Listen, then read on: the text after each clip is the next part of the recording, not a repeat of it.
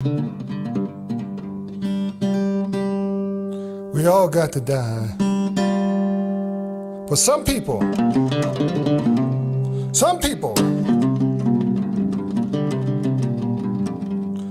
got to suffer before they die. There's about a man. He's gonna be crucified.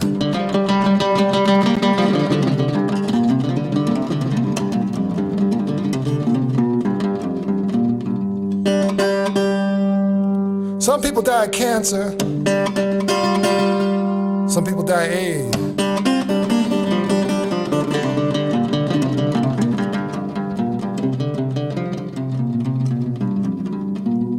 But this man's gonna be crucified.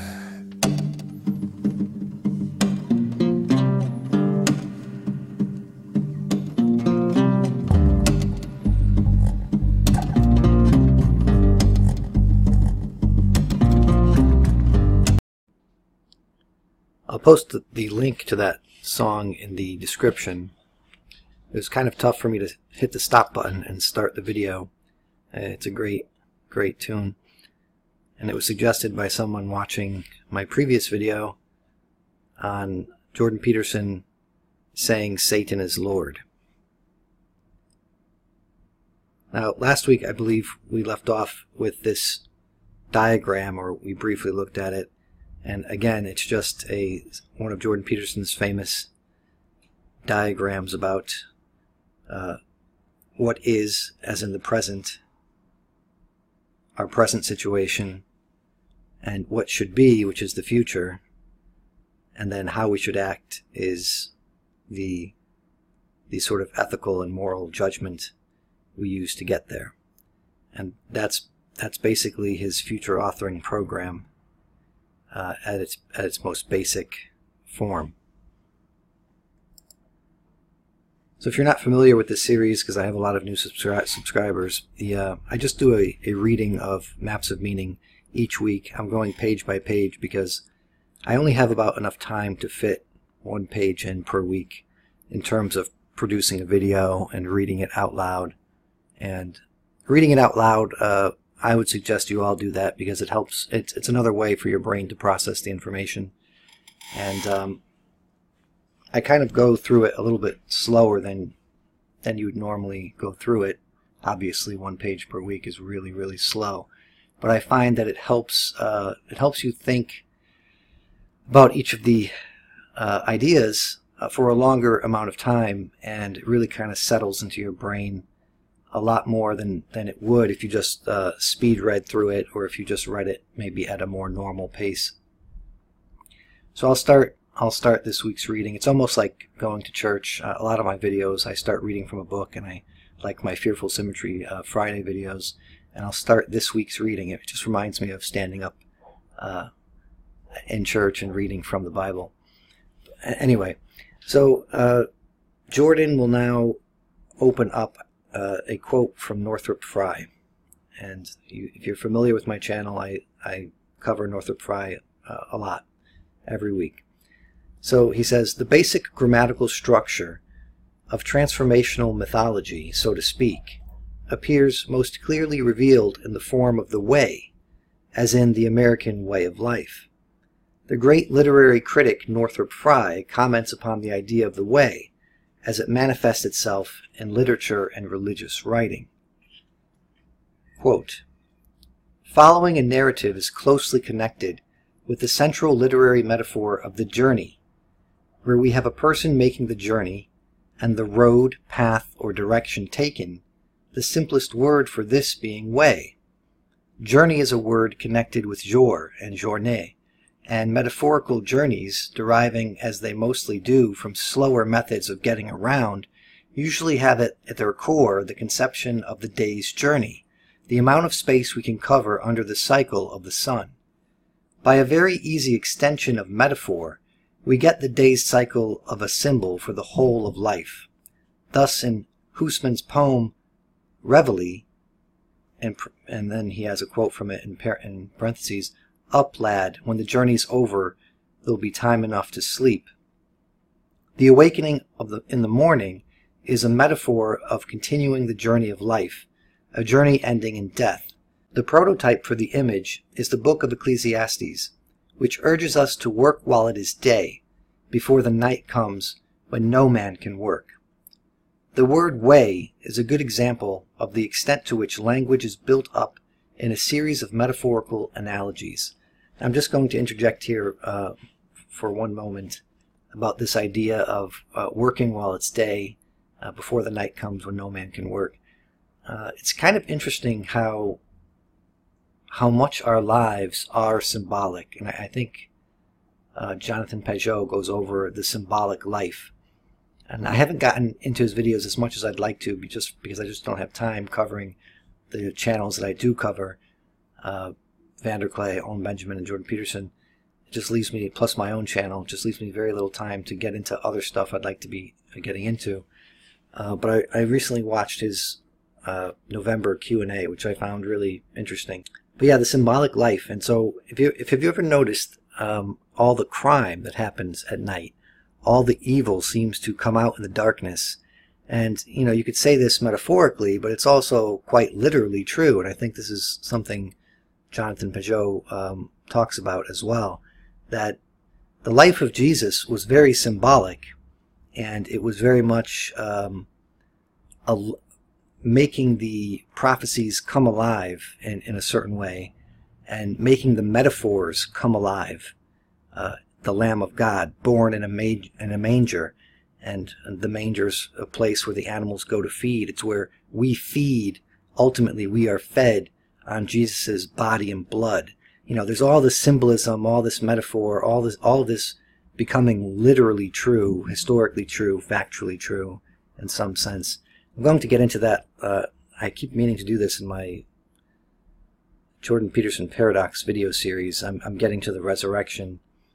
And I think I keep making the perfect the enemy of the good, and I have to just get to it and while I have these thoughts in my head, or else I might lose it. But so you have the symbolic life, and you can very clearly see it with like crime stats and things of that nature, where, you know, bad things happen in the darkness, the literal darkness of night. And once the sun comes up, once daylight is there, that's the good. And that's when, you know, the good folks are busy doing what they do, and the bad folks, well, they tend to be sleeping at that time. I mean, isn't this true? And you could see this all, you know, throughout all kinds of different stories. The thing that jumps to my mind, of course, immediately is, you know, Dracula or the stories of vampires. You know, they're the creatures of the night. You know. Anyway, getting back to Peterson's Maps of Meaning, the word way, and this is again Northrop Frye. I believe he's still quoting Northrop Frye here. The word way is a good example of the extent to which language is built up on a series of metaphorical analogies.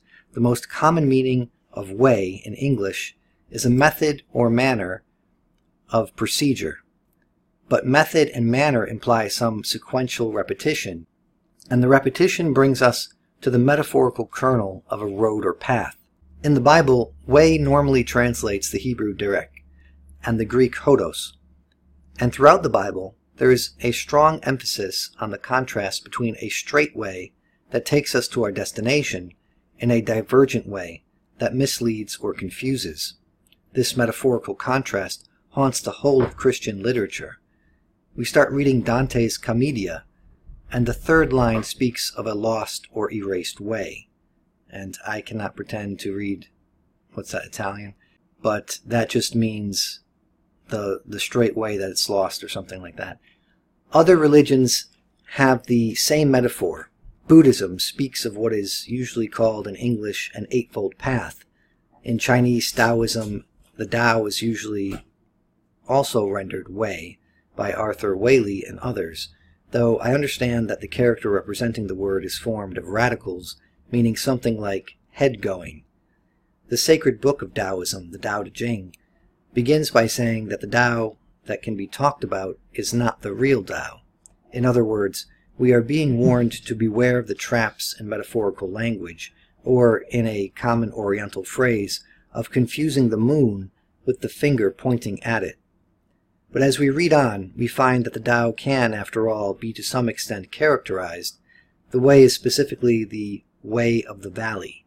the direction taken by humility, self-effacement, and the kind of relaxation or non-action that makes all action effective."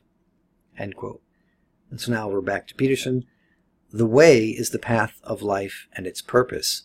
More accurately, the content of the way is the specific path of life. The form of the way, its most fundamental aspect, is the apparently intrinsic or heritable possibility of positing or of being guided by a central idea. This apparently intrinsic form finds its expression in the tendency of each individual, generation after generation, to first ask and subsequently seek an answer to the question, what is the meaning of life? The central notion of the way underlies manifestation of 4 more specific myths, or classes of myths, and provides a more complete answer in dramatic form to the 3 questions posed previously. Parenthetically, what is the nature, meaning the significance, of current being? To what desirable end should that state be moving? And finally, what are the processes by which the present state might be transformed into that which is desired? The 4 classes include: 1. Myths describing a current or pre-existent stable state, sometimes a paradise, sometimes a tyranny. 2. Myths describing the emergence of something anomalous, unexpected, threatening, and promising into this initial state. 3. Myths describing the dissolution of the pre-existent stable state into chaos as a consequence of the anomalous or unexpected occurrence. And 4. Myths describing the regeneration of stability, paradise regained, or tyranny regenerated, from the chaotic mixture of dissolute previous experience and anomalous information. I'm going to stop the reading there because it does continue on for another paragraph on that page, and then it sort of rapidly closes the chapter in another page, maybe a page and a half or so. And I thought about including that this week, but I really am very tight on time during my weekdays. I should probably move this to Sundays, but I'm also busy on Sundays. There's not really a good time to fit in these videos.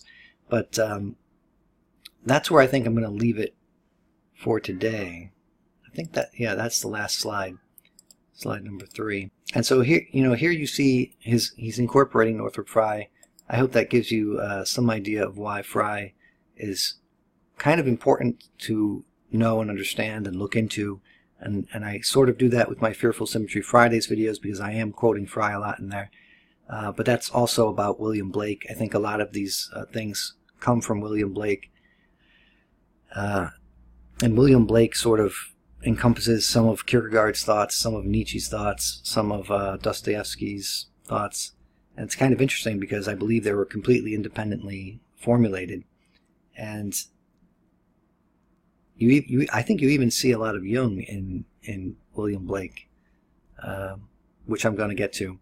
But as I was reading this page, I was coming to the conclusion that I really need to start reading the Red Book in parallel with this book for you guys, in case you haven't read the Red Book by Carl Jung, because they're really very similar in the task that they set out to accomplish. And it might be really beneficial to see how Jung undertakes this task. And he takes a more, you might say, mystical approach. It's a more poetic and metaphorical approach. But from that book, like I said before and many times, Jung drew out the rest of his psychology, which is what Jordan Peterson, I believe, largely draws on when he's making Maps of Meaning here, in addition to Northrop Frye's ideas and so forth. And that's kind of obvious how much Jordan Peterson relies on Jung. But once you start getting into the Red Book, you're going to see it even more so. And I read a little bit of the Red Book in a previous video. I think my response video to Milo's article. I think I titled it Milo versus Jordan Peterson, a response. And I quote maybe 3 or 4 pages of the Red Book in that response if you want to get a taste of that and you're not familiar with it. But yeah, I think I'm going to start reading the Red Book in parallel with this. I'll put it in a separate video in case you're not interested in the Red Book. and you don't want to, wade through any of me reading that. But it should be beneficial to those who are interested in it. So again, if you like this sort of thing, give the video a like and please subscribe. Thank you.